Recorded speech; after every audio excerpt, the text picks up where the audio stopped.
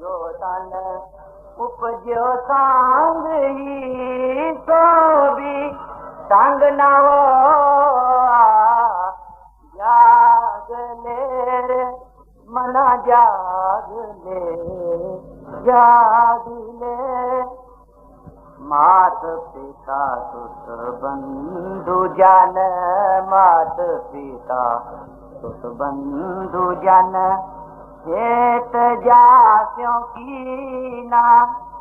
जीव छुट्यो जब देते दारे अगन में दीना। जाग ले हो रे मना, जाग ले हो रे मना। कहा गाफिल सोया जो तन उपजो संग ही सो भी संग न हो। जाग ले हो रे मना।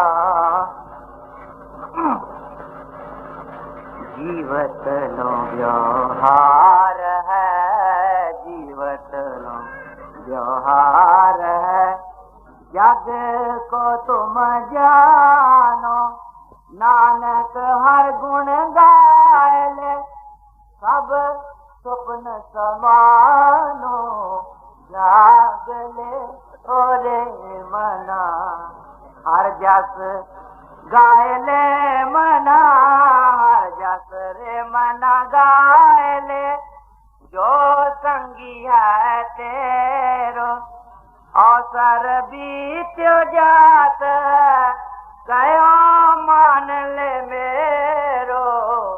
जाग ले हो रे मना, जाग ले हो रे मना। संपत रथ धन राज स्यों अति नेहो लगायो। काल फांस जब गल सब भयो परायो। जाग ले हो रे मना। गाफिल सोया जो तन उपजो संग ही सो भी संग न होया। जाग ले ओ रे मना। जान बूझ के बावरे, जान बूझ के बावरे। तै काज बिगाड़ो, पाप करत सुख जो नहीं। ना गर्भ निवार्यो, जाग ले हो रे मना। ये विद गुरु उपदेशिया, ये विद गुरु उपदेशिया। तो सुन रे भाई, तो सुन रे भाई। नानक कहत पुकार के, गाओ प्रभु शरणाई। जाग ले हो रे मना। गाफिल सोया जो तन उपजो संग ही सो भी संग न हो।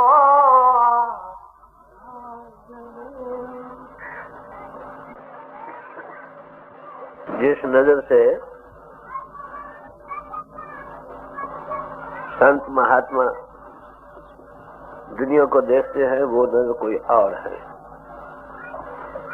उनकी आत्मा मन से आजाद होकर अपने आप को जान चुकी है और अपने आप को जानकर प्रभु में अभेद हो चुकी है। वो माउथ पीस ऑफ गॉड बन गए। जैसे में आवे खस्म की बाणी, तैसा करी ज्ञान में ला लो।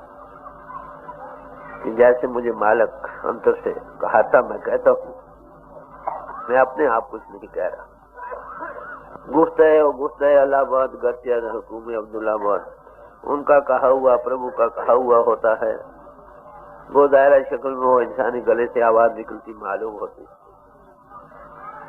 तो ऐसे कुछ क्या देखते हैं, क्या इंसान तू भूल में जा रहा है, तू गफलत में सो रहा है।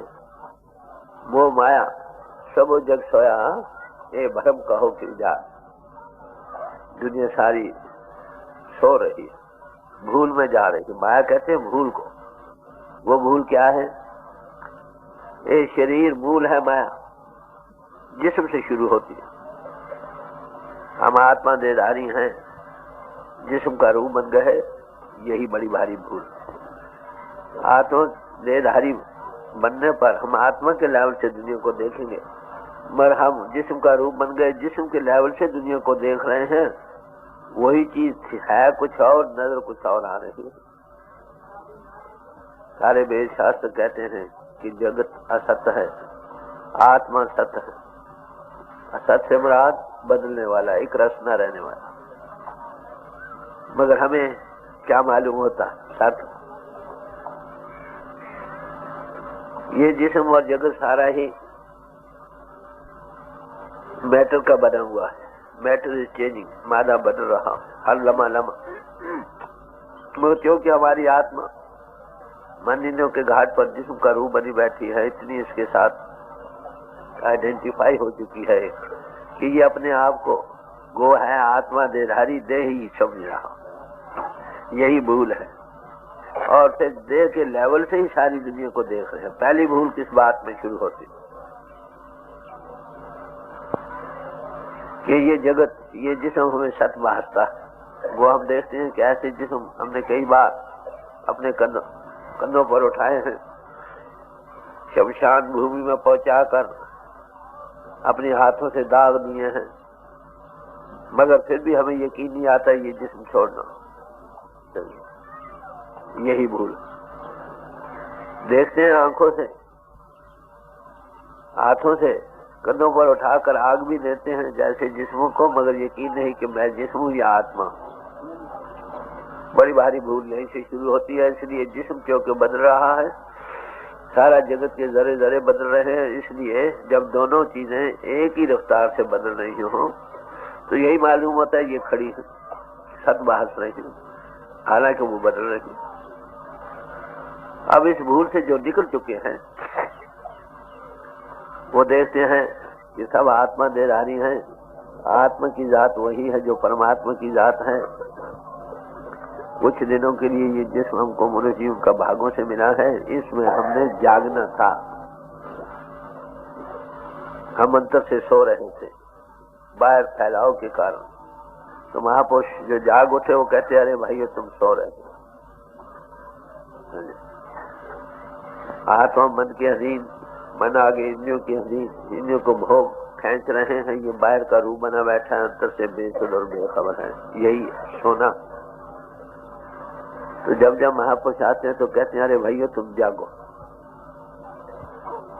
यही वेद भगवान ने कहा, Awake, arise and stop not until the goal is reached। जागो, खड़े हो जाओ और उस वक्त तक ना ठहरो जब तक तुम मंजिल मकसूद पर न पहुंचे। ये कबीर साहब ने कहा, जाग प्यारी अब काहे सोए, रैन गही दिन काहे को खो। ऐसो तैरो तू जाग। अब मनुष्य का दिन चढ़ा है, ये तेरे जागने का वक्त है। तो अब भी सो रही है, जागेगी कब? तो ये है नजरिया उन पुरुषों का जो जाग उठे हैं। वो देखते हैं हमारे सब भाई सो रहे हैं। किसी जगह जगह पर इस बात पर जो जाग ले रे मना जाग ले, क्यों गाफिल सोया? अरे वे तू गफलत में क्यों जा रहा है? आखिर जिस्म को छोड़ना पड़ेगा। आज छोड़ो, 10 साल में छोड़ो, 100 साल में छोड़ो, छोड़ना तो पड़ेगा ना। इसका नाम छोड़ने का नाम है इंतकाल करना, मुत्तकिल होना, मरना। ये को हुआ नहीं, एक तब्दीली का नाम है। फिजिकल प्लेन से ऊपर आ जाना। अगर अभी ही हम ऊपर आना सीख जाए, जिस्म से एनालाइज अपने आप को कर सके, जिस्मानियत से ऊपर आ सके, ये देखने वाली नजर हमारी दुनिया की बदल जाए। तो ऐसे महापुरुष क्या कहते कि भाई जाओ, ऐसे की बड़ी भारी आवश्यकता। क्योंकि हम सब मंदिरों के घाट पर जिस्म का रूप बने बैठे हैं। वो एक ऐसी हस्ती है जिसे अपनी आत्मा को इससे छुड़ाया है, अपने आप को जाना है, प्रभु अनुभव को पारा। जो जागा है वही तुमको जगा सकेगा ना। आलमी मंदिरों के घाट पर अंतर से सो रहे हैं बाहर फैलाव के कारण। ग्रंथाकार भी, चातुर भी, अमीर और गरीब सब एक भूल में जा रहे हैं। जो जाग उठता है पुरुष वो कहता है भाई मैं भी तुम्हारी तरह ही इंसान हूँ, तुम भूल में जा रहे हो, आखिर जिस्म छोड़ना पड़ेगा, जीते जी इससे ऊपर आना सीखो। तो ऐसे पुरुष की अति आवश्यकता है। कहो वो क्या समझते हैं? वो कहते हैं हम तुम्हारी तरह ही इंसान हैं, मगर अपनी आत्मा को मन निंदा से ऊपर लाकर अपने आप का अनुभव कर रहे हैं, प्रभु अनुभव को पा रहे हैं। तुम भी जागो, पूरा जीवन ही एक जागने का वक्त है। अगर इसमें हम जाग उठे, हमारी आत्मा मन निंदा से ऊपर आना सीख गई, जहाँ मर कर जाना अब जीते जी जाना सीख गए, मौत का खौफ न रहा। मौत में क्या होता? जिस्म को आत्मा छोड़ती। अब जीना जी छोड़ना सीखना है। Learn to die so that you may begin to live. तुम जीते जी मरना सीखो ताकि तुम हमेशा की जिंदगी को पा जाओ। हाँ, मौलाना रूम साहब ने कहा बमीर है दोस्त पेशल मर अगर मैं जिंदगी खाई, ऐ दोस्त अगर तू हमेशा की जिंदगी चाहता है तो मरने से पहले मरना सीख। ये सब महापुरुष कहते हैं। नानक जीविया मर रही है ऐसा योग कमाई। दादू पहले मर रहो पाछे मरे सब को। तो जीते जी अगर इस रात को हम हल कर लें तो हमारे दोनों हाथ लड्डू रहे, दुनिया में भी और मर कर भी। ये लोग सुखी है पर लोग सुहेले। हम चूंकि भूल में जा रहे हैं। जिस मकान की बुनियाद टेढ़ी रख दी जाए, कितनी भी मंजिलें ऊपर हो उसके उतारो, वो टेढ़ी ही जाएगी। तो जमना थे जिस्म रखने वाले, शरीरधारी थे, आत्मा देहधारी थे। आत्मा देह को धारण किए हुए था मगर देह का रूप बन गए। यहीं से भूल शुरू हुई और इसीलिए मोह में फंस कर दुनिया में लंपट हो रहे। बार बार दुनिया में आने का कारण यही है, जहाँ आशा तहाँ बात। अब थोड़ी बहुत अगर हम प्रभु की याद करते नजर भी आते हैं तो वो किस लिए कि हमारी दुनिया के सामान बने रहे, हमारी रोजी बनी रहे, हमारे बच्चे राजी रहे, फलाना बीमार है ठीक हो जाए, फलानी मुश्किल है आसान हो जाए। परमात्मा को एक मददगार समझ कर हम उसकी याद कर रहे हैं। तो सच्चे मानो में हम पुजारी किसके हैं? दुनिया के। दुनिया को पाने के लिए प्रभु की याद कर रहे हैं। ऐसे पुरुष मरकर कहाँ जाएंगे? बार बार दुनिया में आएंगे। सच्चे पुजारी तो दुनिया के है ना। तो जो अनुभवी पुरुष जाग उठे हैं वो कहते हैं हम तुम्हारी तरह ही इंसान है और बाकी सब इंसान सब एक है। जिस तरफ किसी ने डेवलपमेंट की, तरक्की की, उस तरफ के राज के जानने वाला हो गया। जो लोग उस तरफ जाना चाहते हैं उसके लिए वो मददगार हो जाता। एक डॉक्टर है, वो तुमको डॉक्टरी सिखाएगा।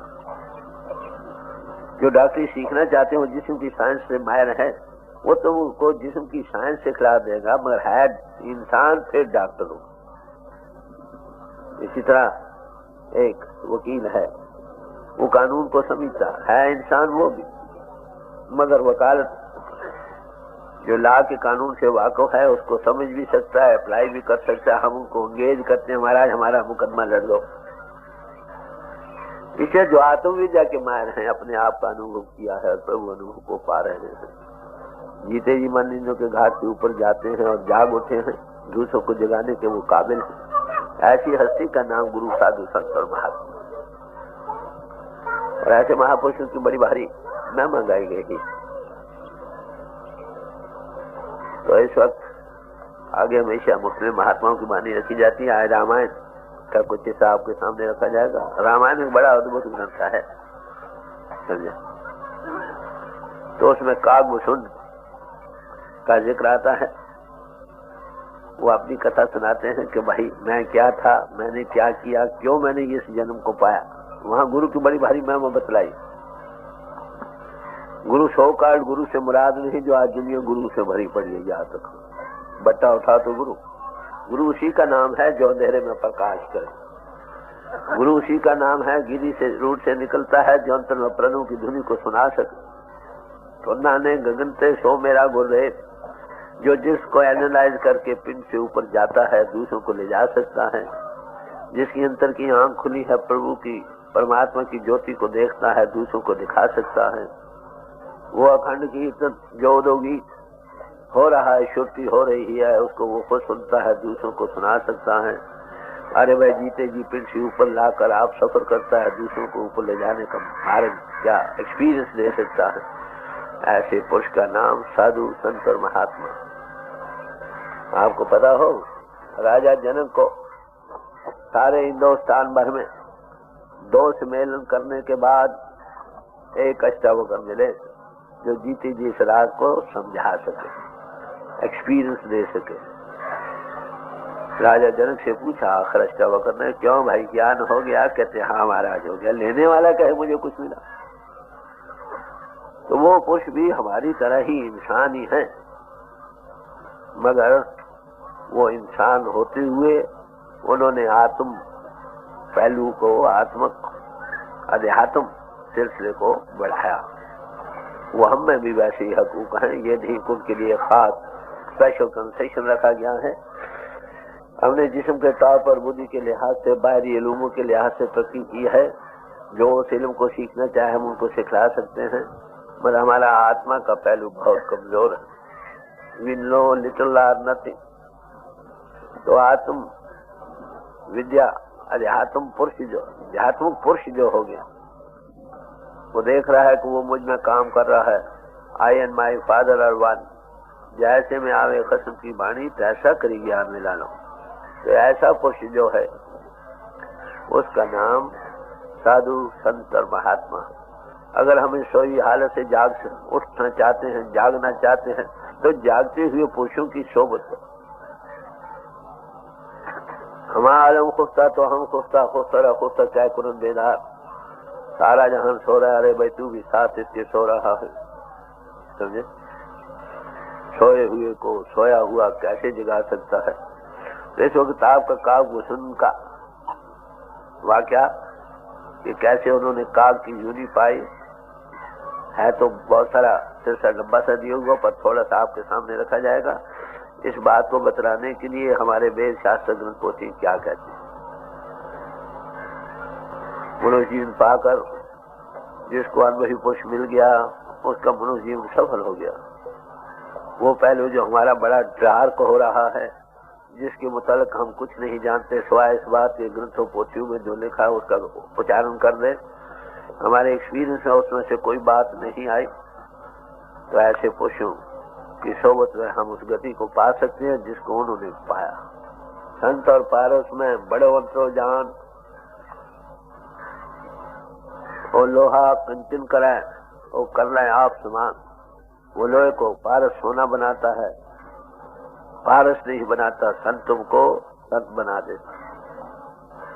इस वक्त आप कागभूषण जी का जो उन्होंने गुरु के पास गए इसी चीज को हल करने के लिए, और फिर उसकी गति को ना जानकर कुछ निरादर सा किया, उसका रिजल्ट जो हुआ उसका वो जिक्र करें। गौर से सुनिए। कागभूषण जिक्र करते हैं अपने जीवन का। पहले थोड़ा सा वो ये है कि वो कहते हैं कि हमें बहुत सारी गरीबी आ गई थी। गरीब दुखी होकर कहते हम उज्जैन शहर में गए, वहाँ कैद का जमाना था। उसके गुजर जाने पर कुछ रुपया मिला गुजारे के मात्र। कहते फिर मैंने शिव भगवान की पूजा करनी शुरू की। कहते वहाँ पर जब मंदिर में जाया करता था तो वहाँ एक ब्राह्मण था जो शिव की पूजा किया करता था। ब्राह्मण आज और पुराने जमाने में बड़ा भारी फर्क है। आगे जमाने में कुछ पैदाइशी लिहाज से ये समाजें नहीं चलती थी। हर एक इंसान जिस गति को पाता था उसके मुताबिक वो कहलाया जाता था। ब्राह्मण वही था, ब्राह्मण सो जो ब्रह्म बिंदे सो ब्राह्मण हो, जो ब्रह्म को बिंद ले, ब्रह्म का अनुभव करके पार में बिंद कर पार हो जाए, उसका नाम ब्राह्मण था। पढ़ने लिखने वाले का नाम भी ब्राह्मण नहीं था। वो वेद शास्त्रों के जो माहियत तो उसको जानने वाला था और तरक्की करके ब्रह्म से पार ब्रह्म में जाने वाला था। ऐसे पुरुष का नाम था ब्राह्मण। आजकल तो है ना फलाने ब्राह्मण का बेटा ब्राह्मण, नहीं, ऐसा नहीं था। वाल्मीकि डाकू थे, महर्षि वाल्मीकि बन गए। इस बात की तमीज उस जमानों में नहीं थी। तो वो ब्राह्मण वहाँ भगवान की, शिव भगवान की पूजा किया करता था। तो वो बड़ा साधु था, परमार्थ के जानने वाला था और महादेव की पूजा करने वाला था। ये ताकतें भी परमात्मा ने बनाई हैं खास खास काम करने के लिए। उसी के 3 इजहार की सूरतें हैं कहो। जो जिस शक्ल से भी उसका आराधना करता है उसको कुछ न कुछ फल मिलता है। और कहते मैं उसके पास गया, साधारण तरीके से गुरु धारण कर लिया। मैं उसके खिदमत तो करना था मगर कपट के साथ करता था, ऊपर ऊपर से करता। याद रखो, हम लोगों को गुरु मिल भी जाए तो दिल से नहीं उसको सच में तस्लीम करते, दिखावे की मात्र कर लेते हैं। कैसे कपट से उसकी पूजा किया करता था। मगर वो ब्राह्मण बड़ा नीति के जानने वाला था और बड़ा दयालु पुरुष। ब्राह्मण ने तो दयालु होना ही है, जो ब्रह्म को बिन कर पार हो जाए। परमात्मा प्रेम है, कंपैशन है, दया का स्वरूप है, दया का पुंज है। जो उसको पा गए उसके अंतर भी अवश्य वो दया का पुंज होता। Love beautifies everything. तो उसके पास कोई जाकर उसका निरादर भी करे तो भी वो प्यार से धोता। बच्चा अगर हमारी दाढ़ी में हाथ डाल दे तो हम उसको बुरा समझते। प्यार और दया होने के सबब से बच्चे को उस नाराजगी पर भी कुछ नहीं कहते, प्यार से और समझाने का यत्न करते हैं। तो इसी तरह कहने लगे कि वो मैं उसकी पूजा सेवा किया करता था मगर कपट से, ऊपर से। गुरु को ऊपर ऊपर गाता, गुरु को मन भीतर नहीं लाता। स्वामी जी महाराज फरमाते हैं गुरु को ऊपर ऊपर से हम गाते हैं, दिल के अंदर जो वो कहता है उसको धारण नहीं करते। इसलिए हमको अनुभवी पुरुष के मिलने का पूर्ण फायदा नहीं होता। तो इसलिए कहते एक दिन उन्होंने मुझे बुलाकर बड़े नर्म दिल होकर बड़े प्यार से समझाने लगे कि देख भाई, तू मनुष्य जीवन भागों से मिला है, तू कुछ किया कर। तो वो क्या करना क्या है, वो कहते कहा कि तू भी उपदेश दे दिया और कहा कि इस तरह से तू भी उस मालिक की पूजा कर। कहते वो मैं कहते मेरी जात तो बहुत नीची जात का था, बड़ा पाप रखने वाला था, कमीना कौम से था। अज्ञान में ऐसा चूर था कि ब्राह्मण के जो कुछ हरि भक्तों के देख कर बजाय इसके कि मैं उनकी तारीफ को दिल में ये जला करता था कि इनकी इतनी महिमा क्यों होती, उल्टा उसे दुश्मनी करने लगा। गुरु रोज प्यार से समझाया करता था मगर मेरे तर्ज अमल को देखकर दुखी होता था। मुझे ज्यादा गुस्सा में आता था क्योंकि पाखंडी को नीति अच्छी नहीं लगती है। कुदरती बात, जो पाखंडी हो उसको नीति का सवाल ही नहीं रहता। तो आगे फिर वो आप जिक्र करेंगे कि मेरा गुरु से क्या ताल्लुक हुआ, मैंने क्या किया और कैसे मैंने इस गति को पाया। ये उसकी पहली हिस्ट्री है थोड़ी सी। हम भी इससे क्या सबक सीख सकते हैं। अरे भाई, अगर हम कपट से गुरु की सेवा करते हैं ऊपर ऊपर से दिखावे से, तो क्या लेंगे हम। गुरु और शिष्य में दिल दिल का राह बनता है, रिसेप्टिविटी बनती है, समझे। गुरु गोर अंदर समाये, सिख ऐसा हो जो गुरु के अंदर समा जाए, गुरु उसमें बोले, गुरु मुख बने, मौत पीस ऑफ गुरु बने। गुरु गॉड मैन है, गॉड प्लस मैन, और ये गुरु मैन बन जाए। तो गुरु मैन बन गए तो परमात्मा उसके अंदर आ गया कि नहीं। ये भक्ति का राज है। I, it is I, saint Paul कहता है it is I not now I. ये मैं हूं कहते ये मैं नहीं। It is not now I but it is Christ that lives in me. ये क्राइस्ट मुझ में बोल रहा। यही हाफिज साहब ने कहा, चुना पुरुष खुदाए सीना दोस्त ये ख्याल खेश गुम शुदा जमीनम। कि अपने आप में से मेरे अपने उस प्रीतम से इतनी मेरे सीने की वो सफला भर गई, क्या मुझे ये ख्याल ही मैं हूं या वो है, अपना आप ही भूल गया। इसका नाम है गुरु भक्ति। हर सच्चा गुरु भक्ति पाइए सहजे मन वसावने। अगर गुरु मिल जाए, अगर का सवाल इसलिए पेश किया जा रहा है कि गुरु तो बहुत है, गुरु कहीं से मिलता, समझे। जो सचमुच में ये समर्था रखता है, जिसका आगे आपको जिक्र आ चुका है, वो बाहर से तन में आने खल्क वह जान निर्दय खुदावंदे जहाँ तन तो उसका लोगों के दरमियान है और उसकी आत्मा प्रभु के साथ जुड़ी पड़ी है। मौत की सौगात बनी है। तन गिरफ्तार है जमीन और रूह बर हफ्ता आसमान। तन तो जमीन पर चलता फिरता नजर आता है, खाता पीता भी नजर आता है, पर उसकी रूह आसमानों की सफर करती। सोच तो सायल आसमान की लग पावे कोई संत। तुलसी साहब फरमाते हैं आसमानों की रूह हमारी सफर कर सकती है किसी संत की। तुलसी जग जाने नहीं अति उत्तम पियापन है। तुलसी दुनिया के लोग इस राह से ना वाकिफ है, कैसे रूप इनको छोड़कर ऊपर आसमानों की सफर कर सकती है, कैसे जड़ और चेतन को अलग करके आत्मा ऊपर जा सकती है, क्या इस राह से लोग बेखबर हैं। तो इस राज को वो जानने वाली जो हस्ती है हमारी तरह ही ज़ाहिर इंसान नजर आता है, मगर अंतर में वो कुछ और भी है। वली अल्लाह बर कियास खुद मगीर, वली अल्लाह को अपनी कियास व ज़ाहिरी शक्ल पर मत लो कि दर नवस्तन यकसा है शेर और शीर। शेर और शीर दोनों ही लफ्ज एक ही तरह से लिखे जाते हैं। एक शेर फाड़ कर खा जाने वाला जानवर है और एक आधार देने वाला दूध। इंसान सब एक है, उनके अंतर हमारे अंतर और उनके अंतर एक ही जैसे हक परमात्मा ने रखे हैं, मगर उन्होंने उस दबी चीज को मनीजों के घाट से ऊपर आकर निकाल लिया है, हमने अभी नहीं निकाला। सबो कट मेरे साइया सुनी से ही न कहो, बलिहारी तिस घट के जहाँ कट प्रगट हो के सब ये अंतर वो परमात्मा बस रहा है। कैसे वो हृदय मुबारक है बलिहार जाने के काबिल जिसमें वो प्रगट हो गया। तो ऐसे प्रगट हुए हृदयों की महिमा के मुतल्लिक इसमें जिक्र आएगा, गौर से सुनिए वो क्या फरमाते। एक बार गुरु लीन बुलाई, मोहे नीति बहु भांति सिखाई। कहते एक मरतबा गुरु ने मुझे बुलाकर बहुत सी नीति की बातें सिखलाई, समझाने लगे। आखिर गुरु का काम है समझाना, सिख समझे न समझे बार बार समझाना होता है। बच्चा अगर बहुत बिगड़ भी जाए तो भी पिता फिर प्यार से समझाता, समझता मेरा बच्चा, वो समझता मेरी शरण में आया है, मैंने इसको बनाना है। इसी तरह से प्यार से कई तरीकों से उसको खींचता।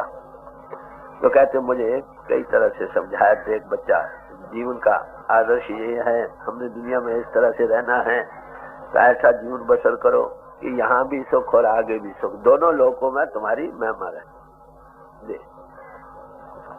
एक बार गुरु लीन बुलाई, मोहे नीति बहु भांति सिखाई। शिव सेवा कर फल सुत सोई, अविरल भक्ति राम पद होई। कहते हैं बेटे कि शिव भगवान की सेवा का फल यही है कि राम जी के चरणों में अटल भक्ति पैदा हो। राम का लफ्ज तुलसी साहब ने कई तरह से बता। एक राम दशरथ का बेटा, एक राम कटकट में बैठा, एक राम का सगल अकारा, एक राम सब होते न्यारा।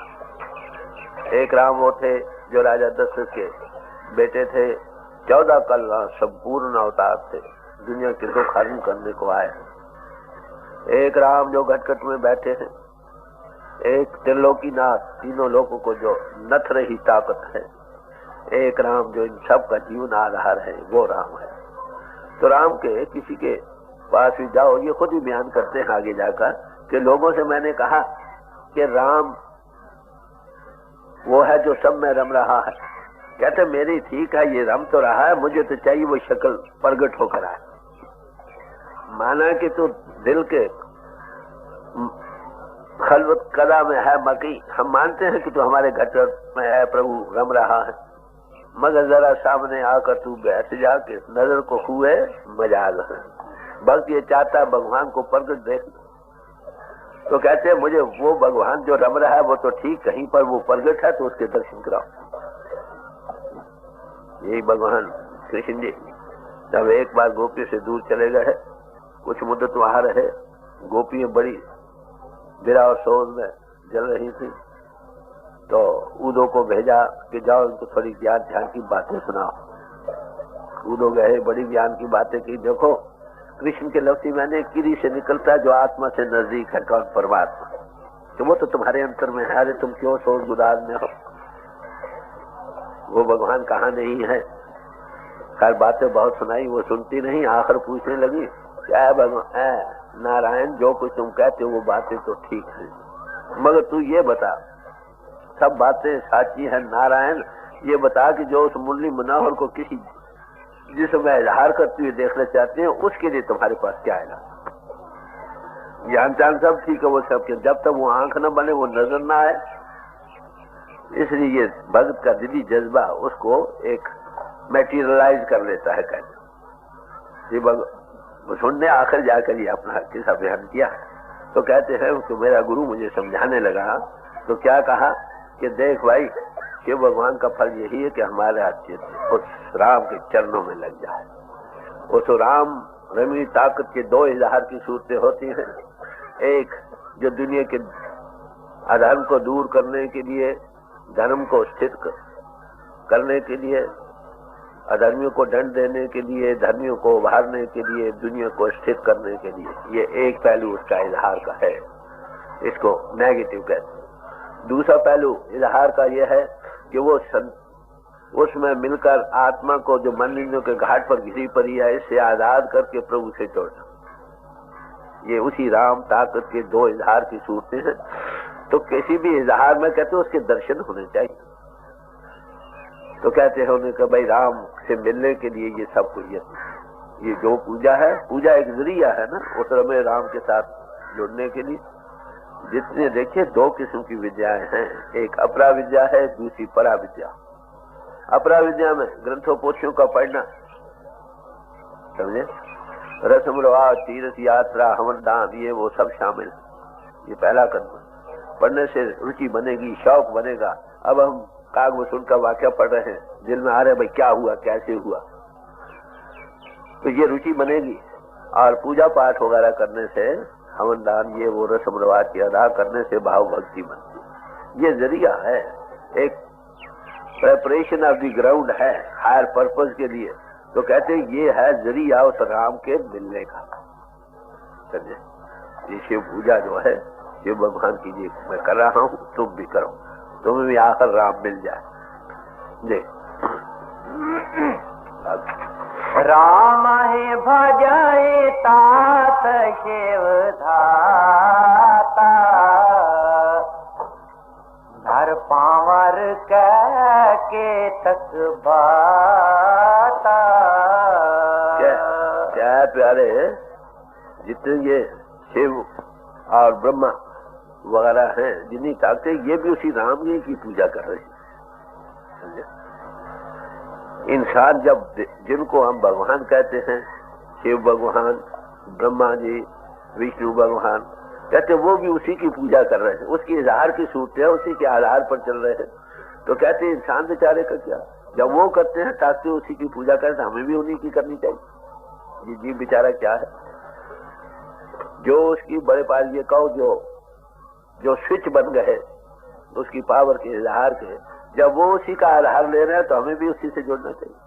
तो इसलिए ये पूजा का जो जरिया है, ए मीन्स टू द एंड है। ऐ बेटे, ऐ बच्चे, तू उसकी पूजा कर। अल्टीमेट गोल क्या है? प्रभु का पाना, उस अमीर ताकत से मिलना, हमारी आत्मा उसमें रम जाए। ये कब हो सकता है? ये मनुष्य जीवन में ही हो सकता है। प्राप्त मानुख दे हुरिया, गोविंद मिलन की तेरी बरिया। प्रभु के पाने का ये वक्त है मनुष्य जीवन ही। अवर कहा तेरे किसे न काम, मिल साध संगत पाज के बना। भाई और जिन्हें तू काम कर रहा है, इस प्रभु के पाने में मददगार नहीं।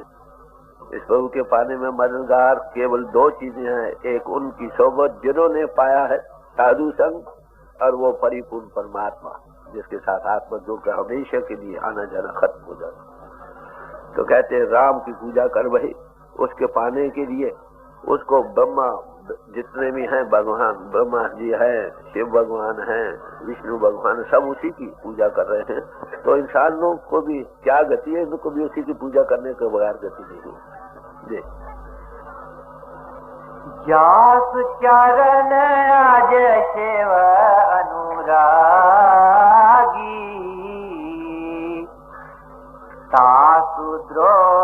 सुख चैस अभागी। कहते हो जिसके चरणों के प्रेमी ये शिव और ब्रह्मा जी भी हैं, उस राम ही के अजहार हैं, उन्हीं की पूजा, उसी से ताकत ले रहे हैं।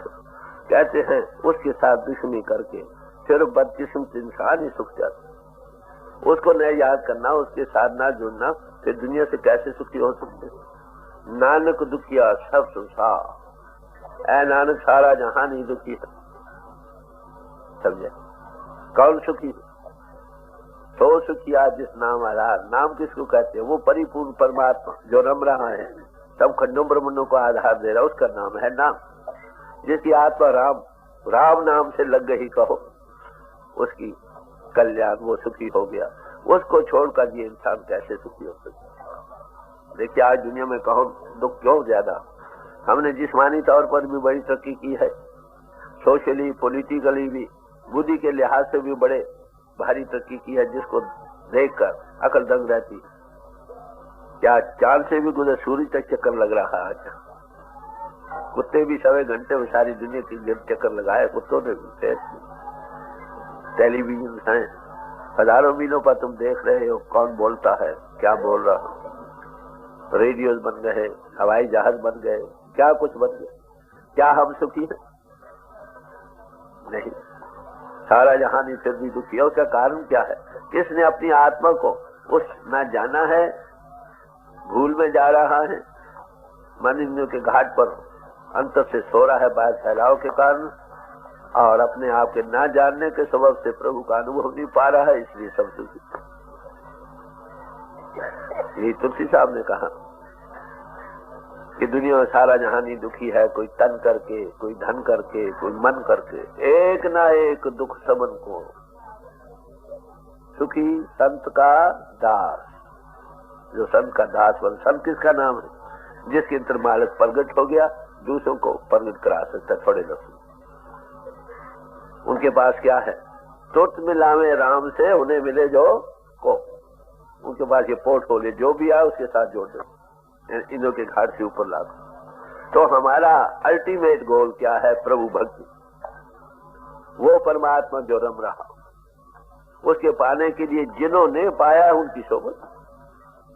तो बड़े प्यार से समझा रहे हैं कि देख भाई, तू सिर्फ वो लोग बदकिस्मत हैं जो प्रभु को छोड़कर उसके ना जुड़ने से फिर सुख की आशा कर रहे हैं। कैसे सुखी हो सकते? जी हर कहूँ हरि सेवक गुर कहे, निखगनाथ हृदय मम दहे। ये गुरु ने शिव जी को विष्णु का सेवक बताया। ऐ गरुड़ सुन, मेरा तो ये बात सुनकर दिल जल गया। गुरु ने ये बतलाया। शिव भगवान भी, विष्णु भगवान, ये सब ताकतें उसी एक राम के आधार पर चल रही है। बात असल तो ये है ना, ये बात उसने बताया, मेरा इससे तसल्ली नहीं हुई। आगे अधम जाति में विद्या पाए, भयऊ यथा अहि दूध पियाए।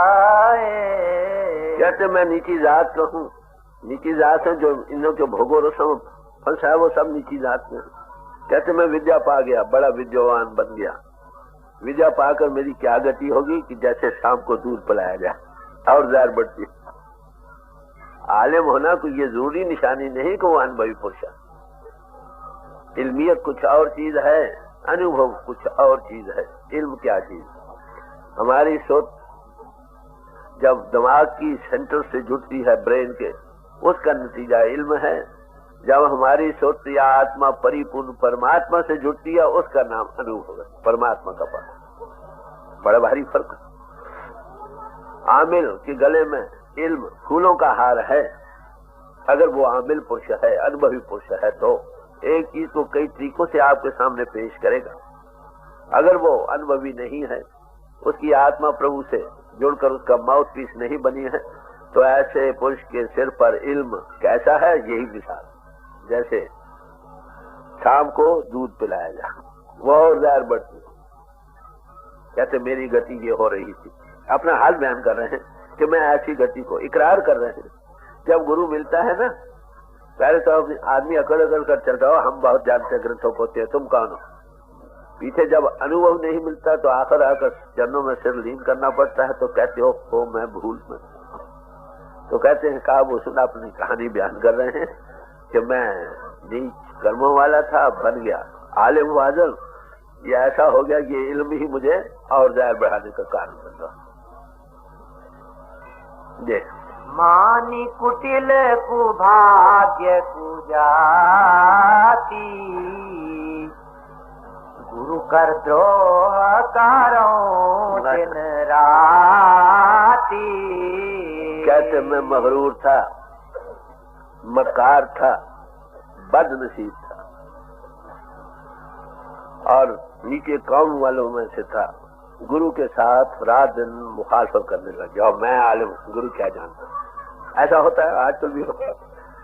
गुरु से मिल गए आलम फाजिल, वो मैं भी जानता हूँ क्या फलानी जगह ये लिखा है, फलानी जगह लिखा। अरे भाई जो चीज उसको मिली है वो तो नहीं मिली ना।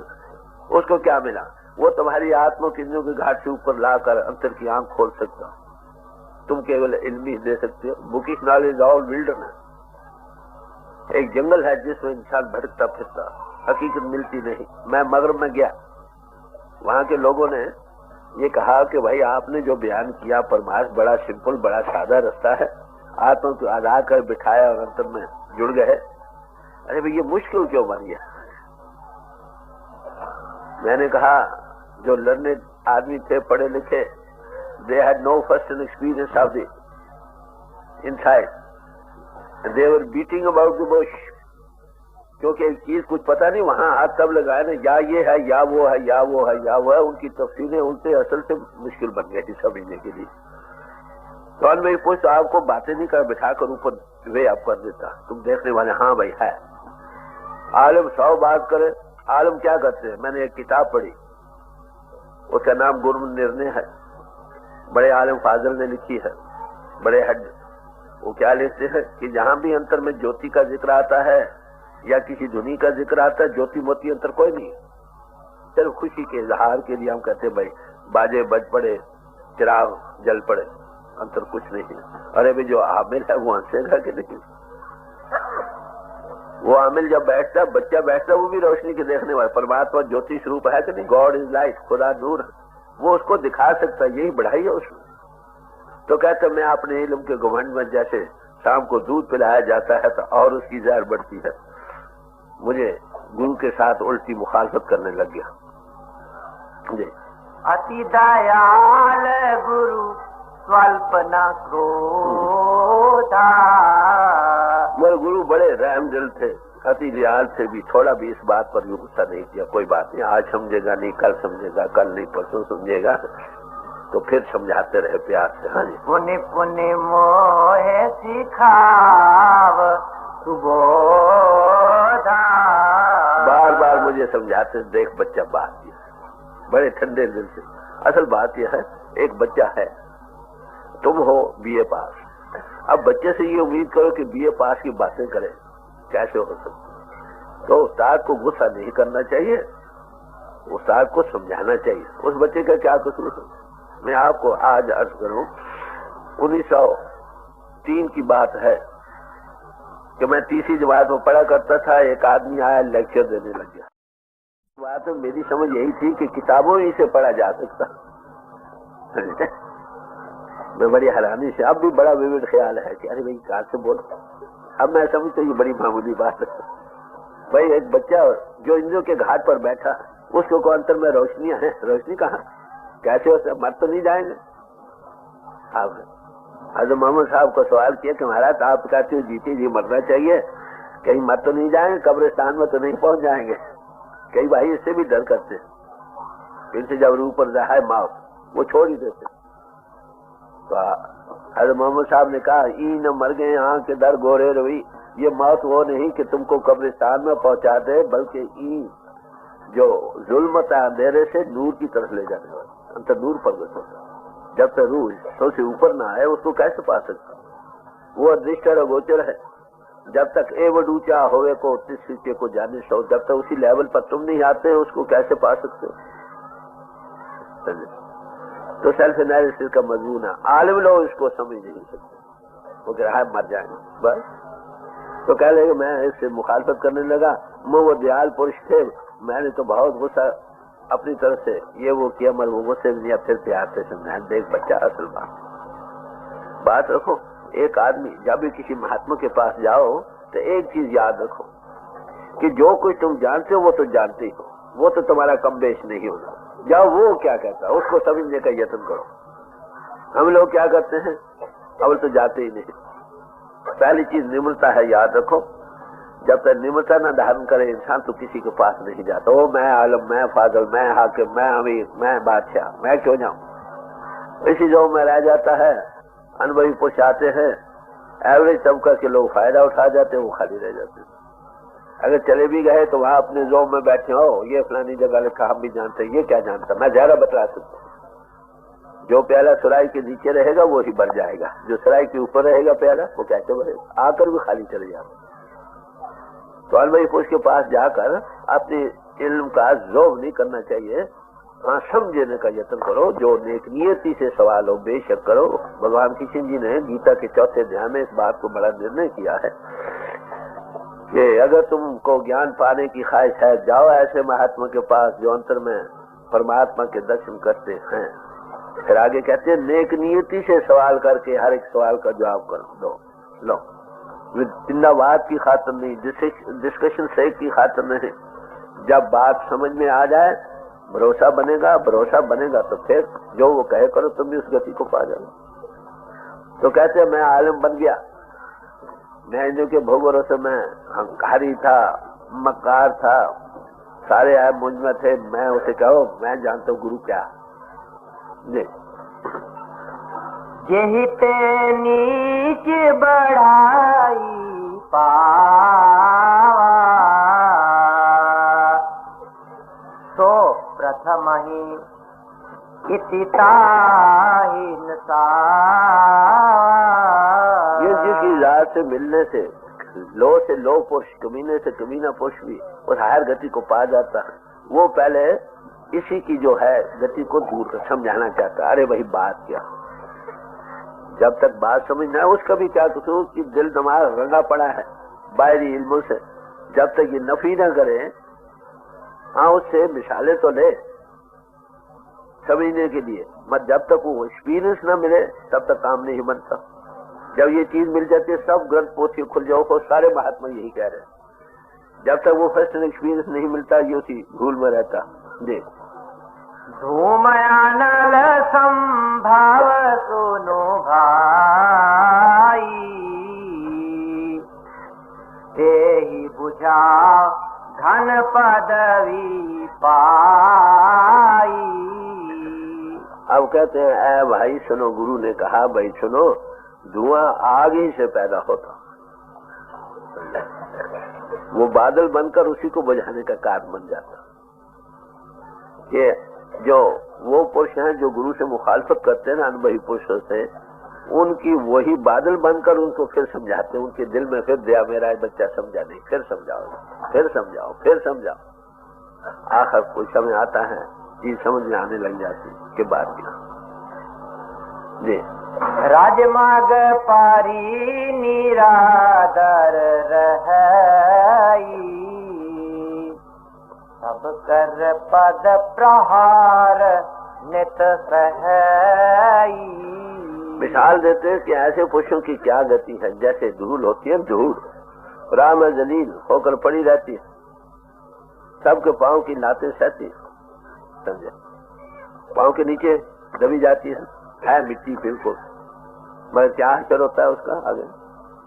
मरुत उड़ावा प्रथम तेहि भारई, उनि नृप नयन किरीटन परई। जब हवा से उसको उड़ाती है तो क्या तो पहले हवा में भर जाती है, फिर बादशाहों के ताजों और सिरों पर पहुंचती।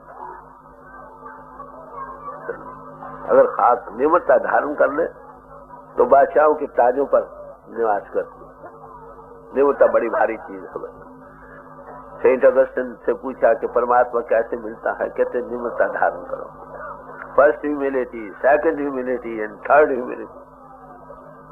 निम्रता हो तभी किसी के पास जाए, निम्रता हो तभी किसी की बात सुने, निम्रता हो जब चीज मिल जाए फिर भी समझिए किसी की दात है, खजांची के पास 1 लाख रुपया आ गया, उसका क्या अमानत है।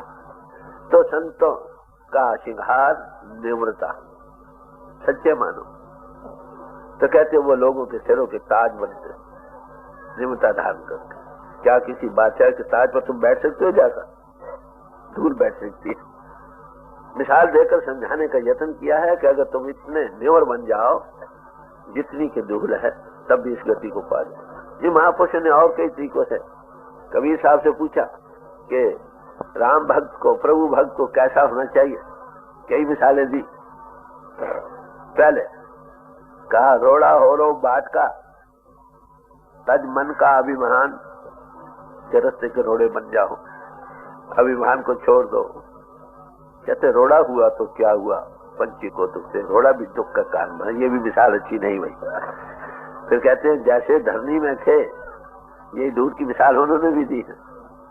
कहते खे हुआ तो भी क्या हुआ भाई, वो उड़ लागे आंग, वो भी कपड़ों के साथ जाकर लगती। कहते फिर क्या हो, कहते पानी जैसा हो। कहते पानी भी कभी गर्म कभी सर्द, ये भी आदर्श ठीक नहीं। कि भाई हरिजन को कैसा होना चाहिए, हरिजन हरि जैसा चाहिए।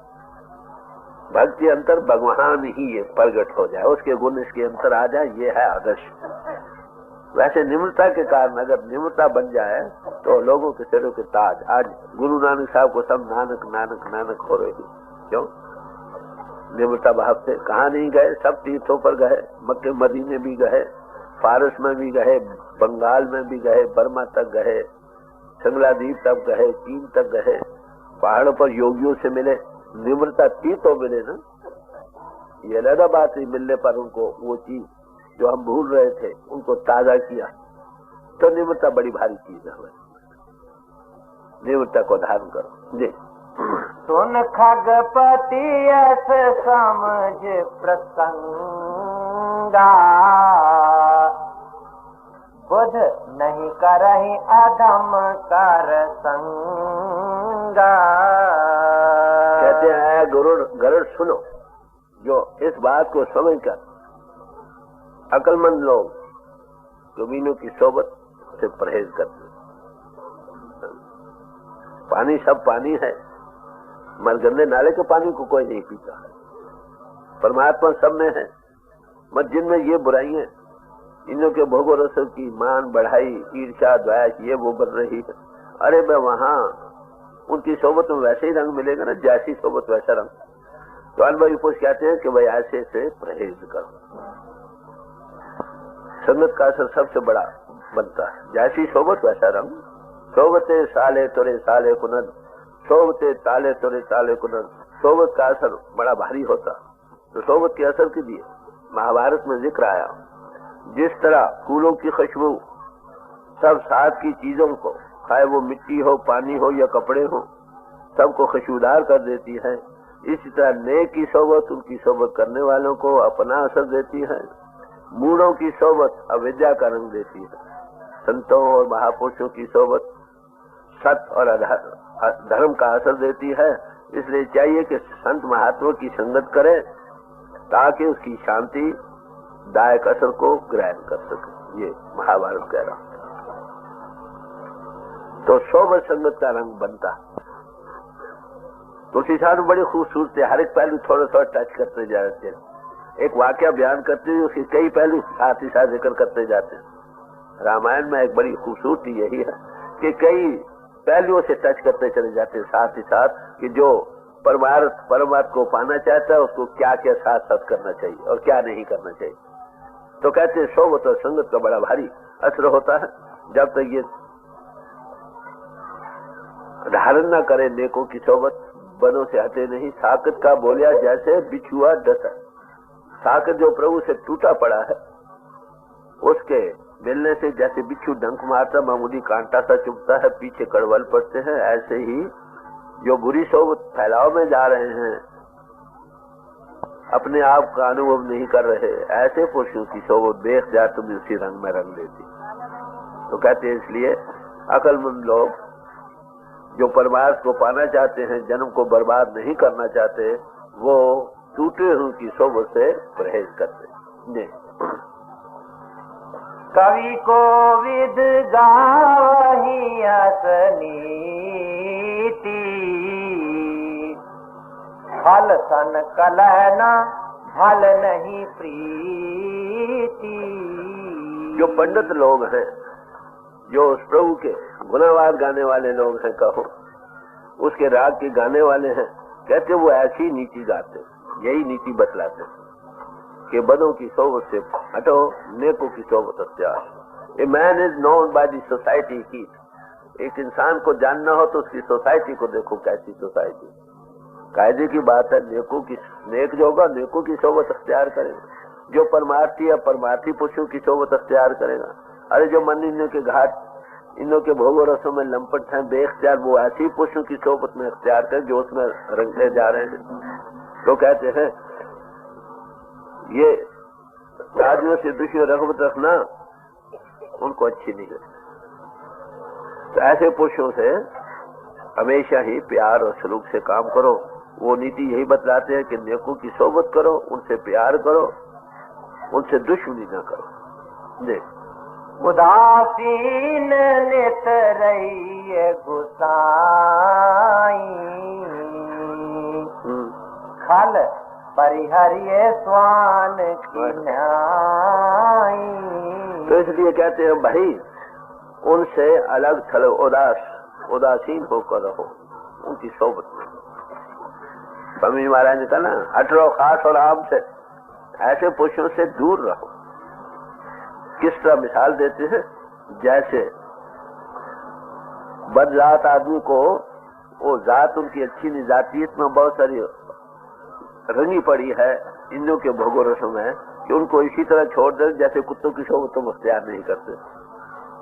कुत्ते बड़े जिद्दी गिने जाते हैं ना, कहते जैसे कुत्तों की सोबत तुम नहीं पसंद करते, इसी तरह उनकी पसंद नहीं करो, छोड़ दो। मिसाल दी, कुत्तों में भी कई गुने पर एक पहलू रहा कि इंसान कहाँ और कुत्ता कहाँ, जलील समझते हैं। इसलिए ऐसे पुरुषों की सोबत से ऐसे ही परहेज करो जैसा तुम कुत्तों से करना चाहते। मैं खला हृदय कपट कुटिलाई, गुरहित कहि नामो है सुहाई। कहते मेरे अंदर गलाजत भरी पड़ी थी, मैं दुष्ट था, मक्कार था, बड़े लो ख्याल वाला बंदा था। उनकी ये समझाने वाली बात मुझे दिल से पर अच्छी न लगी। कायदे की बात, जो रंगा पड़ा हो ना एक खास रंग में, उसको कोई और बात कहे, अरे भाई क्या कहते हो, जाओ हमें पसंद नहीं। कहते मेरी यही गति थी, गुरु बार बार प्यार से समझाते थे, मैं समझता नहीं। एक बार हर मंदिर जपत रहूं शिव नाम, गुर आयो अभिमान ते उठ नहीं कीन प्रणाम। कहते एक मरतबा मैं शिवालय में बैठा था, शिव जी का नाम जप रहा था, गुरु आए, मैंने उनको अहंकार के हो क्या है, मैं बैठा रहा, उठा। तो कहते उसका क्या हुआ आखिर, यानी ये मुझे अहंकार में आकर गुरु क्या ये क्या जानता, मैं अच्छी पूजा कर सकता हूँ। तो दयाल नहीं कहो कछु, उड़ न रोष लवले, अति अघ गुरु अपमानता, सह न सके महेश। कहते वो तो दयालु पुरुष थे, उन्होंने तो कुछ नहीं कहा, जरा भी गुस्सा उनके दिल में नहीं आया, लेकिन गुरु की बेइज्जती को देखकर शिव भगवान भी सहा न सके, जैसे बहुत उपद्रव किया। मंदिर माझ भाई नाभ बानी, रे हत भाग्य आज्ञ अभिमानी।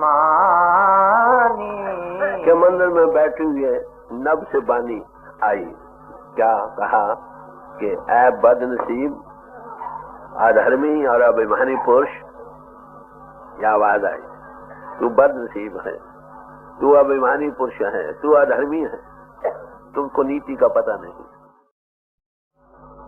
यद्यपि तव गुरु के नहीं क्रोधा, अति कृपाल चित सम्यक बोधा। इसमें शक नहीं कि देखा है बदनसीब इंसान, गो तेरे गुरु ने इस बात पर गुस्सा नहीं, वो समदर्शी है, समझे। वो कहते ये बेचारा अनजान बच्चा है, उसको गुस्सा नहीं आया क्योंकि वो बड़ा दयालु है, समदर्शी है और मुकम्मल पूर्ण ज्ञान रखता है, इसलिए उसने तो गुस्सा नहीं किया। उसका कार्य वो सबके अंतर, पापी और पुण्य दोनों के अंतर वही देखता। वो देखता है ये पापी जो है आत्मा में तो कोई फर्क नहीं, आत्मा जैसी मन इंद्रियों के घाट से रंगी गई, वो देखते ये रंगा पड़ा है, भाई है आत्मा हजारों हमारा है, इसलिए कहते इसको साफ करना, उसको रह मारना। ये इससे सबक आज हम लोगों को सीखना चाहिए जी। तदपि चाप शठ देहो तो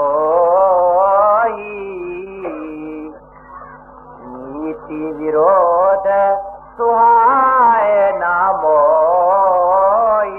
कहते गो उन्होंने इस बात को बुरा नहीं माना, मगर मैं तुमको शराब दिए बगैर नहीं रहूंगा। क्यों? इसलिए कि मैं नीति के बखलाफ कोई हरकत मुझे पसंद नहीं। ये नीति राम कृष्ण ते को बड़ो तीन भी तो गुर कीन, तीन लोग के नायका गुर आ गया नहीं। राम भगवान राम और कृष्ण से कौन बड़ा होगा? त्रिलोकी नाथ हुए होते हुए भी गुरु के आगे नीति है। कबीर साहब रामानंद जब को गुरु धारण करते हैं नीति के धारण करने के, तो कहते इस नीति के उल्ट मैं कोई बात सुनने को तैयार नहीं, मैं जरूर तुमको श्राप दूंगा ताकि तुझे ये सबक रहे। और वैसे भी आप देखें सब महापुरुष यही कहते भाई रे गुरबिन ज्ञान न होए, पूछो ब्रह्मे नारद बेस व्यासे को। व्यास से जाकर पूछो, नारद से पूछो, गुरु के बगैर किसी कन्या नहीं, गुरु के बगैर गति नहीं, गुरु बिना गत नहीं, चाह बिना पत नहीं।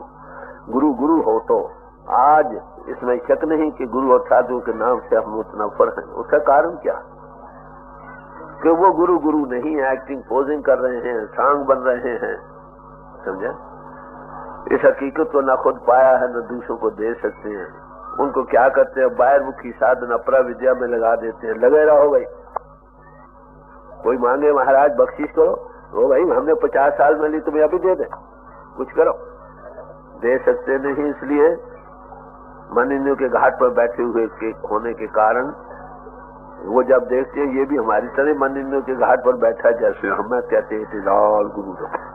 हमें ऐसे साधु संतों की रूप में blind leads the blind, both fall into the ditch.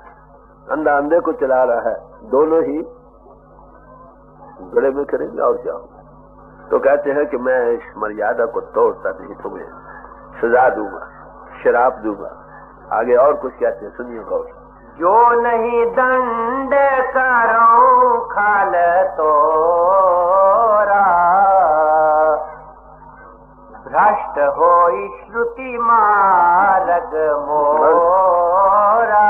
कहते अगर मैं तुमको आवाज़, अगर मैं तुमको सजा नहीं देता, शराब नहीं देता, तो जो श्रुति मार्ग है वो भ्रष्ट हो जाएगा। श्रुति मार्ग किस ऊपर? श्रुति कहते सुना गया, स्मृति मार्ग नहीं, श्रुति मार्ग।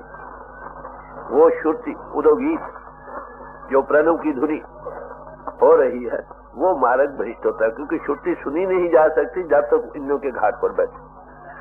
ऐसे अनुभवी पुरुष को अगर तुमने नाराजगी की है, जो श्रुति के जानने वाला है, अरे भाई मैं ये बर्दाश्त नहीं कर सकता, नहीं तो लोग सारे भ्रष्ट हो जाते।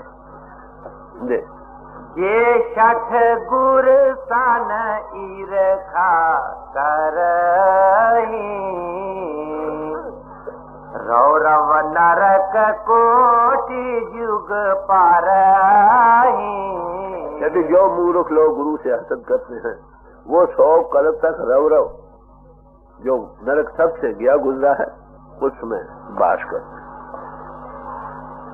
वो बयान किया था उसका सिरा छोटा है, बीच में गंदगी भरी है, उसके बीच में डाल दिया जाए। इशारे दिए पुरानों मित्र है। तो कहते हैं मूर्ख आदमी अगर गुरु से अगर कुछ कर नहीं सकता तो ईर्ष्या तो ऐश का तो कोई मतलब नहीं। देखो वो तो कुछ नहीं कहता, मगर वो जो नीचे के जाने वो उसको सजा देता। तो कागभूषण को शराब पिला, किसने दिया? गुरु ने नहीं दिया। गुरु तो दयाल पुरुष है भाई। वो पावर जिसमें वो रम रही है, दो किस्म की पावर मैंने अर्ज की। एक वो पावर जो अधर्मियों को दंड देती है, धर्मियों को उभारती है, जगत को स्थिति में कायम रखती है, वो एक पावर वो सजा देती है। जो दूसरी किस्म का इजहार रखते हैं उसको वो संत जन होते हैं, वो तो प्रभु से जोड़ते हो। पापी आए पुण्य, पापी से कोई भी आचार भाई प्रभु से जोड़ते, तो वो तो दूसरों पर श्राप नहीं देते। याद रखो महात्मा कभी किसी को श्राप नहीं देते, समझे? वो हमेशा दया करते, जितना पापी होकर जाओ उतना और दया करते। हमारे हजूर थे, कई बहुत बड़ी निंदा करके आना, जब होश आने के महाराज दया करो हमने आपकी बड़ी निंदा की है, कह रहे मेरे तक नहीं पहुंची, नाम दे देते थे। तो ये संतों का और जो नीति में रखने वाली ताकत है उनका आपस में संवाद, वो सजा देती है, वो तो हमेशा ही दया करते हैं। हाँ जी। त्रिजग जोनि पुनि धारहि शरीरा, आयुष जन्म भरि पावहि पीरा। ऐसे पोषपिंडों वगैरह की दुनिया में जाते हैं और 10,000 जन्म तक दुख भोगते। ये किसका बयान है? तुलसी साहब बयान कर रहे हैं, समझे? अनुभवी पुष्ट है। यही और महात्माओं ने बयान किया। यहाँ तक भी कहा नर निंदक गुरु निंदक नारायण होई ताका मुख न देखो। कोई नारायण भी अगर गुरु की निंदा करे तो उसका मुंह न देखो। तो गुरु और आप देखेंगे दो पहलू बयान कर बड़े सूक्ष्म वृत्ति से। एक स्थिति में कायम करने वाली नेगेटिव पावर, एक पॉजिटिव पावर। पॉजिटिव पावर तो श्राप नहीं देती, वो माफी ही जानती है। हाफिज साहब ने कहा आखिर ही अमर शब्द मालूम, कहते आखिर जाकर हमें ये मालूम हुआ कि सल्तनत दरवेश बहुत बेहिसाब। दरवेशों की सल्तनत बख्शिश की, हिसाब लेना नहीं। जो हिसाब लेने वाली ताकत है वो उसको संयम में रखने के लिए शराब दे रही। बैठ रहे सी अजगर एव पापी, सर्प होए खल मल मति व्यापी।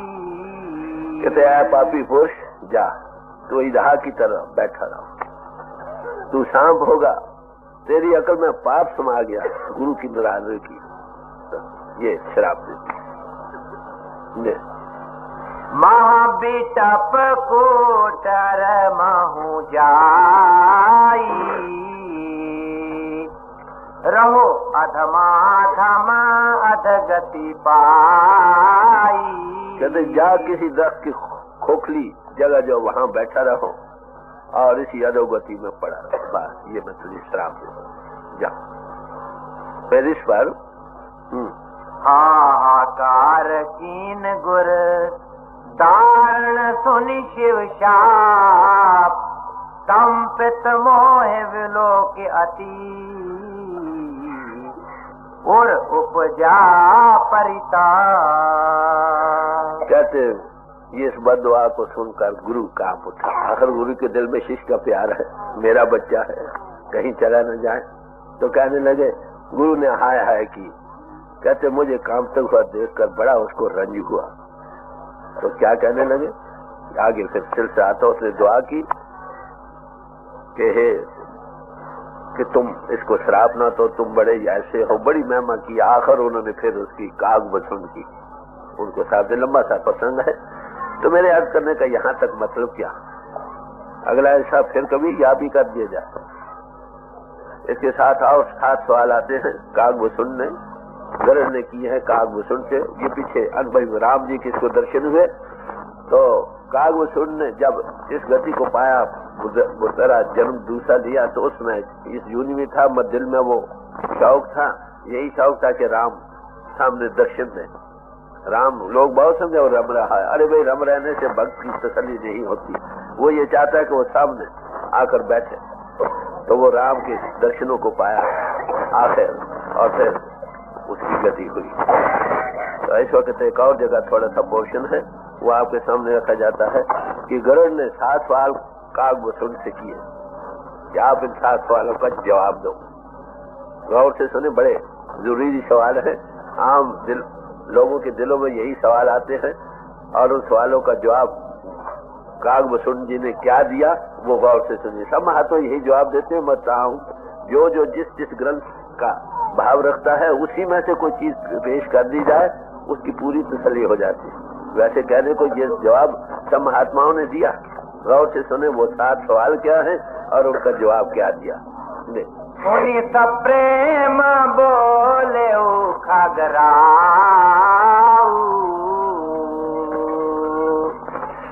जो कृपाल मोयू पर भाऊ। तो गरुड़ ने कहा कि तुम मुझ पे बड़ा प्रेम करते हो ऐ कागभूषण जी, तो आप मुझ पर मेहरबान हो। तो मेरे दिल में कुछ शंकाएं हैं, मैं वो आपसे पूछना चाहता हूँ, आप दया करें।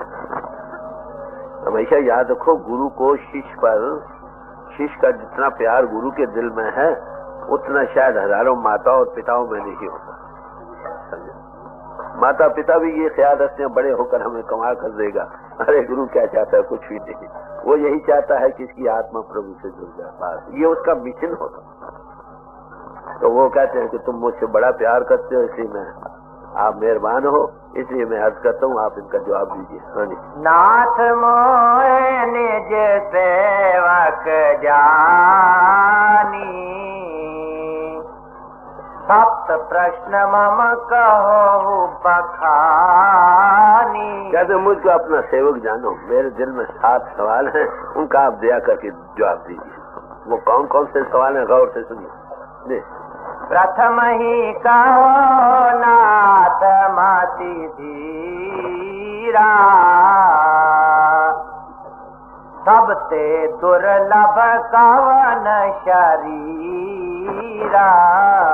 स्वामी, तू बड़ी अकल वाले हो, बड़े दानिशमंद हो, तो ये आप बताएं कि शरीरों में से सबसे दुर्लभ शरीर कौन सा? पैदाइशें तो बड़ी हैं, बड़े जूनी है, तो जूनियों में कौन सी जून की शरीर धारण करना जो है ये सबसे दुर्लभ है? पहला सवाल।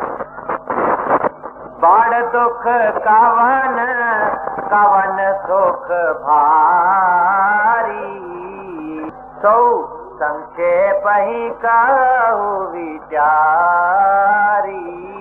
कहते सबसे बड़ा दुख किस बात में है और सबसे बड़ा सुख किस बात में है? ये जरा खोल कर थोड़े से खुलासा करके मुझे समझाइए, ताकि मुझे समझ आ जाए कि सबसे बड़ा दुख किस बात में और सबसे बड़ा सुख किस बात में। दुख तो हम नहीं चाहते ना, सुख चाहते हैं, तो बड़ा सुख किस बात में? चाहे जो भोगवरसों में हम इसमें तो सुख मानते हैं, इसका जवाब देंगे। और सबसे बड़ा दुख किस बात में है, ये दूसरा सवाल। हाँ जी। शांत अशांत मरम तुम जानो, इनकर सहज स्वभाव बखानो।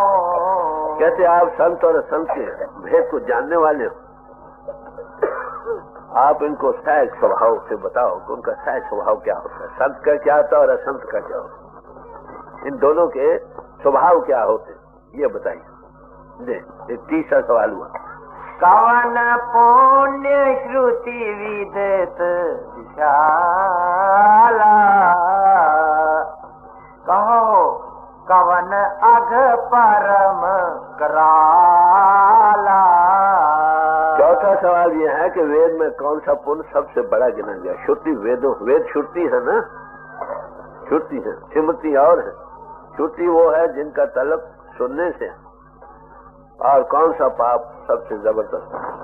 ये चौथा जी। मानस रोग कहो समुझाई, तुम सर्वज्ञ कृपा अधिकारी। कि इंसान को कौन कौन से रोग लग रहे हैं। आप तो सर्वज्ञ हो, सब कुछ जानने वाले हो, ये जरा खोल कर समझाओ कि हम लोगों को कौन से रोग लग रहे हैं, कैसे हम उनसे आजाद हो सकते हैं, रोगों से बच सकते। तात सुनहु सादर अति प्रीति, मैं संक्षेप कहूँ ये नीति। इस वक्त भूषण जी बोले क्या है प्यारे, तुम प्रेम से सुनो बात को, जो मैं तुमको अब इन सवालों का जवाब देना हूँ, जरा गौर से सुनिए, प्रेम से सुनो, सब तरफ से ख्याल को हटा कर सुनो। मैं इख्तिसार करके थोड़ा डाइजेस्ट संक्षेप करके आपके सामने इसका जवाब देता हूँ। नर तन सम नहीं कवन देही, जीव चराचर जांचत तेही। कहते इंसान के जिस्म से ज्यादा कोई बढ़कर नहीं है। मनुष्य जीवन सबसे ऊंचा हाईएस्ट रंग इन क्रिएशन है मनुष्य जीवन। सर्व जून तेरी पनहारी, सर्व में तेरी सिकदारी, सर्व जूनों में तू सरदार जूनी है, और सबसे जूने तेरी सेवा के लिए बनाई गई। ये याद कर दिया। सही प्राप्त मानुख दे हुआ मनुष्य जीवन बड़े भागों से मिलती है। इसको जिन्हें चराचर जीव हैं उसकी ख्वाहिश करते हैं मनुष्य जीवन पाने। यहाँ तक बयान किया है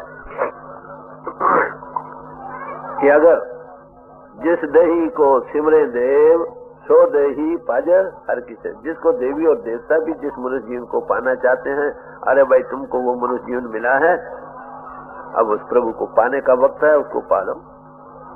मुक्ति को पाने के लिए मनुष्य जीवन सबसे ऊंचा गिना गया। फिर आगे और इसका बयान करते हैं ये किस लिए है, मनुष्य जीवन किस लिए हमको मिला, उसकी गर्ज बयान करते हैं, क्यों ऊंचा गिना गया।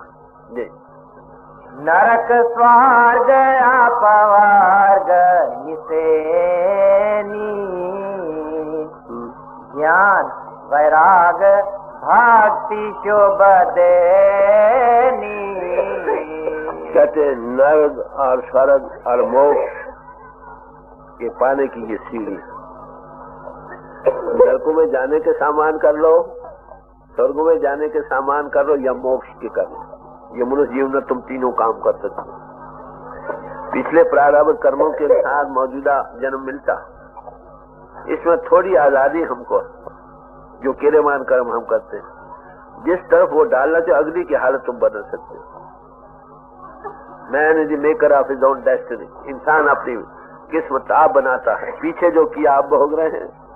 अब जो थोड़ी आजादी है उसमें अगर उसको ठीक करें, नरकों की तरफ जाने के सामान है तो इन्हों के भोगो रसों में लोगों को दुख दो, सॉरी जाने हैं लोगों को सुख पहुंचाओ। अगर जन्मन से रहत करना है तो वो भी इंद्रियों के घाट से ऊपर आ जाओ, उस रस को पा जाओ, ये रस फीके पड़ जाएंगे, आना जाना खत्म हो जाएगा। तो तीन चीजों आप मनुष्य जीवन पाकर कर सकते हैं। तो तन धारे हारी भाजा ही न जे नर, हो विषय रत मंद मंद तर। कहते हैं ऐसे मनुष्य जीवन पाकर जो हरि की पूजा नहीं करते, का भजन नहीं करते, सही प्राप्त मानुख दे हुरिया, गोविंद मिलन के तेरी बरिया। सब महापुरुष यही कहते, it is thy turn to meet God. मनुष्य जीवन पाकर अगर ये आत्मा को मन इंद्रियों से आजाद करके आने जाने के जो कारण है उनको हटाकर उस प्रभु से नहीं जोड़ लेता, इसका मनुष्य जीवन सफल नहीं होगा। तो कहते हैं कि वो लोग विश्व में मस्त होकर महामूर्ख और मूढ़ बन जाते। गुरु अमरदास जी साहब ने एक जगह कहा, त्रेग त्रेग खाया, त्रेग त्रेग सोया, त्रेग त्रेग कापड़ अंग चढ़ाया। हमारे खाने पर, सोने पर, जिस्म के बाहरी बनावटे हार से हार बनाने पर हजार हजार बार लाभ। फिर कहा, त्रेग शरीर कुटुंब सहत से, इस मनुष्य जीवन के धारण करने पर भी हजार हजार बार लानत, और बाल बच्चों का ही काम करते रहा, इन कामों पर भी हजार हजार बार लानत। ये तो हुण खस्म न पाया। अगर मनुष्य जीवन पाकर उस प्रभु को नहीं पाया, जितने काम किए सब पर हजार बार अवर का तेरे किते न काम आज मेरे साध संगत पानी के साधु का संग करो, मालिक के साथ जुड़ो। ये मनुष्य जीवन का आदर्श है।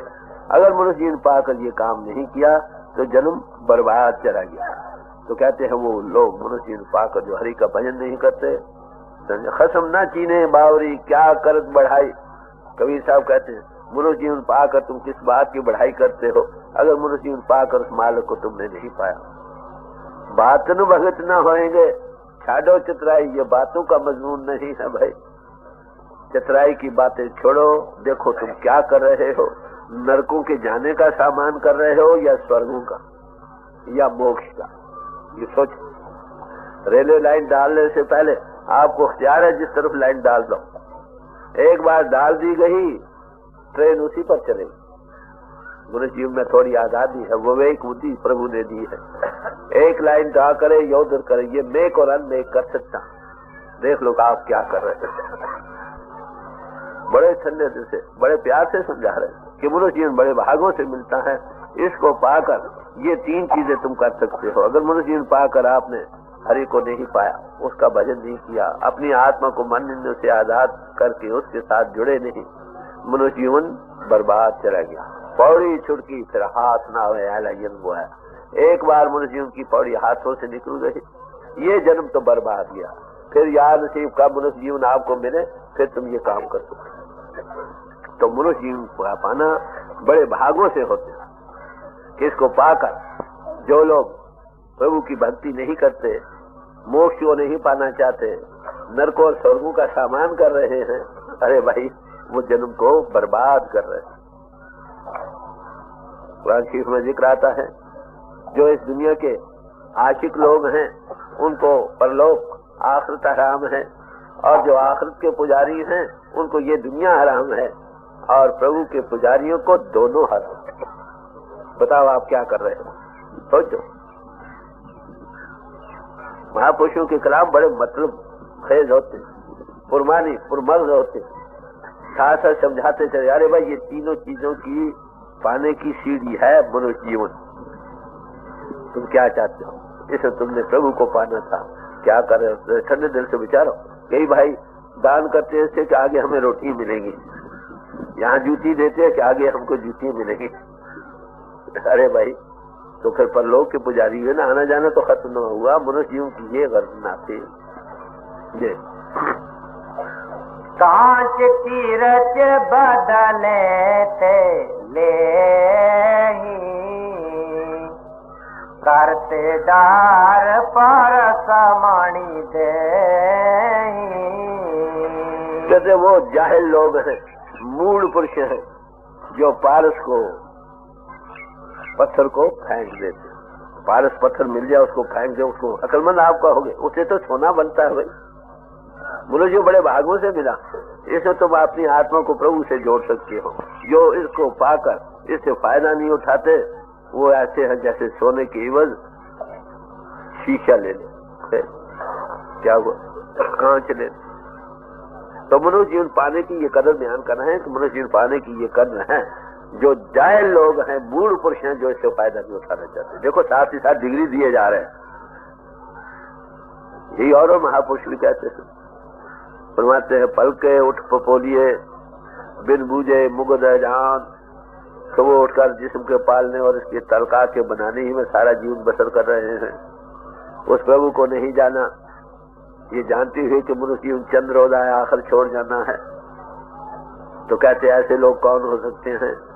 कहते या बूढ़ों के बूढ़ या अनजान बच्चे, इन दोनों में जरूर एक है। सारे महापुरुष यही कहते, प्राणी तू आया लाहल है, लगा कित को पकड़े संमुक्ति चली जाए। ऐ प्राणधारी इंसान तो दुनिया में आया था इसे परमार्थ हासिल करने के लिए, तू किन फजूल कामों में लग गया। वो फजूल काम कौन से है? कबीर साहब ने जिक्र किया रावण का। कहते सोने की लंका थी, समझे, कुदरत की ताकतों को अपने कब्जे में लाया था। तो कहते मूर्ख रावण क्या ले गया। वो मूर्ख ब्राह्मण था, क्या ले गया यहाँ? जिस्म साथ आता है पैदा हुए होते हुए, ये पहला संगी और साथी है, जाते हुए साथ नहीं जाता है। अरे भाई वो चीजें जो जिस्म करके बनी है वो कैसे जाएगी? जो उन्हीं में लग रहे हैं, अरे भाई वो बूढ़ लोग हैं, ना समझ लोग हैं, अनजान बच्चे हैं। बड़े प्यार से समझा रहे ले। नहीं दारिद्र साम दुख जग माई, संत मिलन सम सुख जग नाई। ये तो एक सवाल का जवाब दिया, क्या खूबसूरती से जवाब दिया। अब दूसरा सवाल आ जाता है कि दुनिया में दुख सबसे बड़ा कौन सा है और सुख किस बात में? तो कहते हैं मुफलिसी से ज्यादा मुसीबत दुनिया में कोई नहीं। गरीबी, ये सब पापों की जमीन बन जाते। भाई बार स्टीक खरीद नहीं सकता, कर्जे पर कोई देता नहीं, वो चोरी पर गिर जाता, अपने धर्म से असूल से गिर जाता। अरे जार और धन की पुजारी दुनिया बन रही है। देखिए ये बीमारी सब जगह, नादारी, मुफलिसी, गरीबी, सब से बड़ा दुख। इसमें इंसान क्या कुछ वो काम करता है जो नहीं करना चाहता वो भी कर देगा। बच्चे भूखे भरे क्या करेगा? चोरी करेगा, सन मारेगा। अपनी भूख तो शायद सहार जाए, बच्चों की नहीं सहार सकता। कहते ये बड़ा भारी दुख। आप देखिए अपने पैसे कमाने, मुफ्त को दूर करने से लब लाल संयम का जीवन होना चाहिए। खट काल के छत्थों दे नानक राह पछाने से, जिसकी रोजी ही प्रागिंदा है, प्रागिंदा रोजी प्रागिंदा दिन, ये सबसे बड़ा दुख। जिसको रोटी मिलती रहे फिर वो संयम में रहता है। लब लालच न करे, जीवन संयम का बनाए, प्रभु की भक्ति का। पेट में पेट न पहिया रोटियां से सब गला खोटी, ये पंजाबी मिसाल। तो बड़े प्यार से कहते हैं कि मुफ्लिसी सबसे ज्यादा दुनिया में दुख, और संतों के विलास से ज्यादा कोई सुख नहीं। सबसे बड़ा सुख कहाँ मिलता है? संतों की सोबत। संत मिलते कहाँ? 100 काल संत तो बड़े मिलेंगे, सच में संत कहीं कहीं संत की तारीफ की गई।